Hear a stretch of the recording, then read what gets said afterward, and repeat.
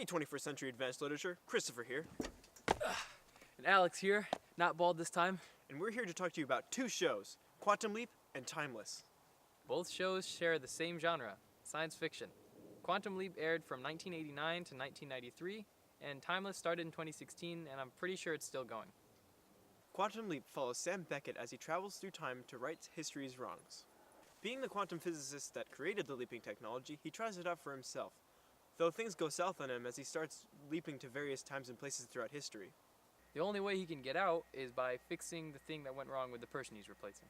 Timeless is similar in that they both involve time travel, but Timeless makes a strong point to not change the past in order to preserve our current timeline. While Quantum Leap doesn't have an actual antagonist, Timeless does, and there are people who go back in time to make bad events even worse. Essentially, killing America in the crib, as one of the protagonists says. Dude, it's good. Good job, man. Thank Nice. you. We ran out of light. Earth really hates us. We moved inside now and, yeah. Before we dive into discussion, Alex is going to talk to you about some things that we picked up when analyzing the two shows. I want to talk about the division of the protagonist character. In Quantum Leap, Beckett is the only protagonist. Sure, there's his little sidekick friend who shows up to help him out when he gets lost or doesn't really know where he is or what he needs to do, but Beckett is the only protagonist. He's the one who takes center frame every time, in typical 80s action hero fashion. Timeless, on the other hand, makes it very clear that there are several protagonists. The super smart professor lady, Lucy, who knows just about everything there is to know about the past. Rufus, the guy who can fly the time machine. Or drive it? I don't know, what method of transportation is time travel anyways. And lastly, Wyatt. A 5 o'clock shadow, tough guys wearing, blue-eye bearing CIA guy who does all the shooty stuff. You feel me?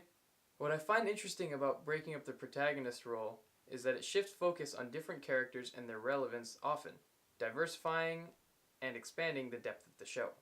Now that you're relatively educated on the inner workings and the background of our two shows, I'm going to tell you our thesis.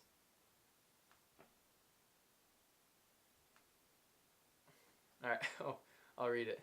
Shows in the genre of science fiction pique the interest of viewers as a mental release from the world they live in and cannot change. Producers take advantage of that interest and in turn recycle those ideas. Our first clip is of Beckett explaining to his assistant that he doesn't know how to pilot the plane that he has to fly in order to break Mach 3 to return to his time period. The person he's replacing, Tom Stratton, died while attempting this. He must take the place of Tom and succeed where he had failed to escape the leap. Tom Stratton was killed trying to break Mach 3 in the X2. If Ziggy's right, all you have to do is break Mach 3 and live.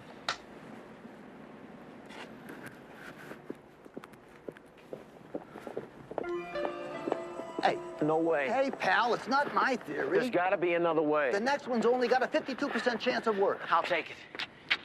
It requires you to be at ground zero during an atomic detonation. You asked.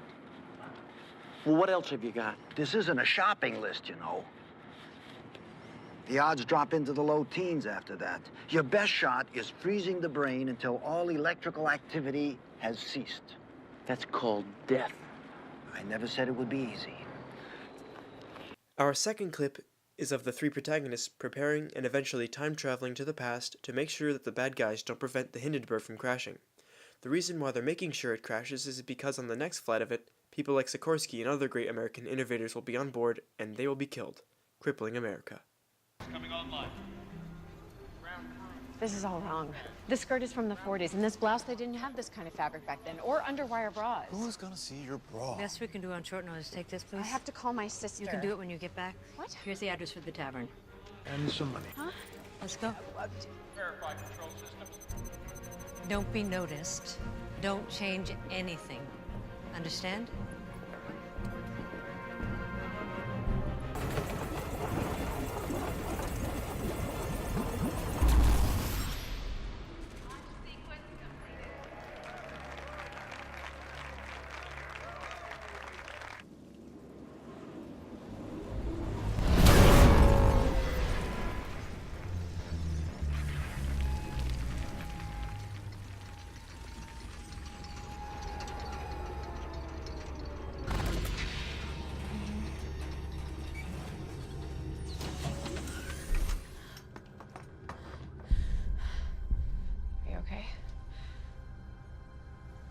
Totally good.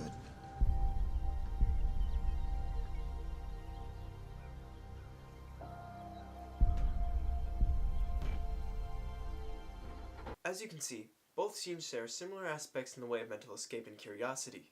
Yes, time travel in itself is always interesting, but the idea of physically changing oneself into a different person, or in Timeless's case, dressing up into time period correct attire, then traveling to that time period, interests viewers since both those acts are just as impossible as doing this project the night before's due.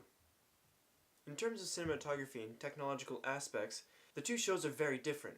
Quantum Leap looks like any other show of its era. Warm color tone, little dynamic range, generally static and non-dynamic camera shots. The editing is of a much slower pace, and it is as though they just hit record and the actors read their lines. Timeless, on the other hand, goes a much modern route. The cinematography is similar to that of shows of recent years.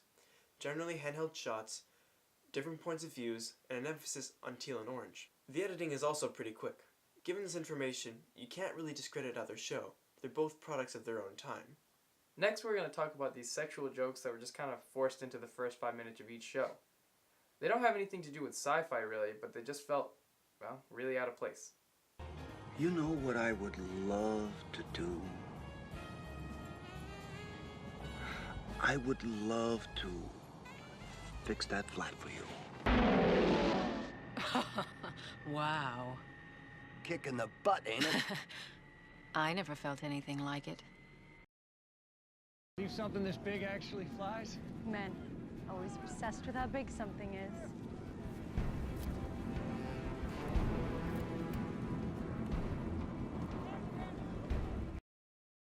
Like I said, these don't really have anything to do with the genre, but this trend hasn't changed much over the years. Producers still feel the need to add these weird sexual jokes because they're the kind of thing that someone would think of, but never really say, which some viewers might actually connect with, furthering the whole mental escape thing. Science fiction is just that. Fiction. It's in the name. It's meant to be entertaining and a release for the mind from the mundane of the real world. It's pretty cool. Thanks for watching.